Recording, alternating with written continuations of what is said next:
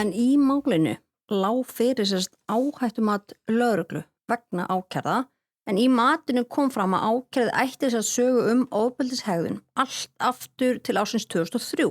Þar var einnig rakið að hann hefði ítrekað sýnt af sér óviðeigandi eða kynferðislega hegðun gagnvart konum og hann hefði 3 sinnum verið kærður eða tilkynntur fyrir kynferðisbrot gagnvart stúlkum á aldrinum 11 til 15 ára.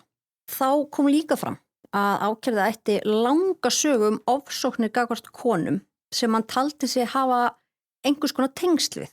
Hann hafði einnig sætt nálgunarbanni og verið dæmdur fyrir að brjóta gegn því.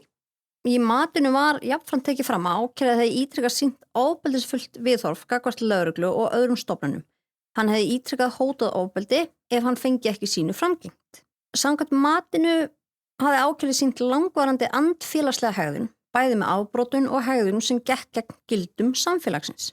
Þú varst að hlusta á True Crime Ísland, eina alvöru íslenska True Crime hlaðvarpið, þar sem við fjöllum nýleg íslensk sakamál.